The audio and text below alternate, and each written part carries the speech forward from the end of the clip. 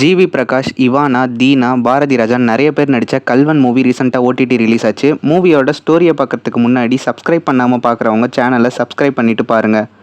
Hero G V Prakash and Deena 2 பேரும் திருடங்களாக இருக்காங்க. சத்தியமங்கலம் காட்டுக்கு பக்கத்தில் ஒரு சின்ன கிராமத்தில் தான் இருக்காங்க. படத்தோட ஆரம்பத்தில் ஒருத்தரை யானை மிதித்து செத்துடுவார். இந்த மாதிரி ஊருக்குள்ளே நிறைய சம்பவம் நடக்கும். ஹீரோவும் ஹீரோவோட ஃப்ரெண்டும் சேர்ந்து ஒரு வீட்டுக்கு கொள்ளையடிக்க போகிறாங்க. அப்போ தான் அங்கே ஹீரோயினை பார்க்குறாங்க. எல்லாத்தையும் திருடிட்டு எஸ்கேப் ஆக போகிறாங்க. அந்த நேரத்தில் ஹீரோயின் அவங்க வீட்டிலேயே 2 பேரையும் லாக் பண்ணி போலீஸ்ட்டை பிடிச்சி கொடுத்துட்றாங்க. ஹீரோயினோட அப்பா கேஸ் எதுவும் வேணான்னு சொல்கிறாரு. வெளியே இருக்க ஹீரோயின் மேலே லவ் ஆகி அவங்க பின்னாடியே சுற்றுறாரு. ஹீரோயின் ஒரு சின்ன ஹெல்ப் கேட்குறாங்க ஹீரோ கிட்ட. அதை ஹீரோவும் பண்ணி கொடுக்குறாரு. இதை வச்சு ஹீரோயினும் லவ் பண்ணுறாங்கன்னு நினச்சிப்பாரு. அப்புறம் இல்லைன்னு தெரிஞ்சதுக்கப்புறம் பிரிஞ்சிருக்கிற மாதிரி நடிப்பார். ஹீரோயின் ஒரு முதியோர் இல்லத்துக்கு கேம்புக்கு போயிருக்காங்க.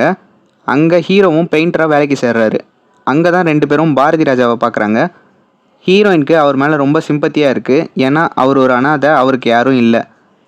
இதை பார்த்த ஹீரோ அவரை தாத்தாவை தத்தெடுத்துக்கிறாரு. இதனால் ஹீரோயினுக்கு ஹீரோ மேலே லவ் ஆகிடுது. கொஞ்சம் சீன் கழிச்சு தான் நமக்கு தெரியும் ஹீரோ தாத்தாவை கூட்டிகிட்டு வந்தது ஹீரோயினுக்காக இல்லை. ஃபஸ்ட்டு சீனில் யானை மிதித்து செத்தவருக்கு 4 லட்சம் நிவாரணமாக தருவாங்க. ஹீரோவும் தாத்தாவை யானை மிதித்து சாகடிச்சிட்டு அதுலேருந்து வர பணத்தை வாங்கி செட்டில் ஆகிடலான்னு நினைக்கிறாரு. பேரலெல்லாம் ஹீரோயின் வீட்டில் படிப்பு முடிஞ்சு கல்யாணம் பண்ண பிளான் பண்ணுறாங்க. ஹீரோவும் ஃபாரஸ்ட் டிபார்ட்மெண்ட்டில் வேலைக்கு ட்ரை பண்ணுறாரு. இப்போதைக்கு கிடைக்கிற சின்ன சின்ன வேலைக்கெலாம் போவார். அதில் ஒன்று தான் காவல் வேலை. அப்படி காவலுக்கு போகிறப்ப தாத்தாவையும் கூட கூட்டிகிட்டு போய் யாருக்கும் சந்தேகம் வராத மாதிரி யானை மிதித்து கொல்ல வைக்க பிளான் பண்ணுறாங்க. ஒரு கட்டத்தில் ஹீரோவோட ஃப்ரெண்டு தாத்தாவை வீட்டிலையே கொல்ல நினைப்பான். அவனை தடுத்து நிறுத்துறாரு ஹீரோ.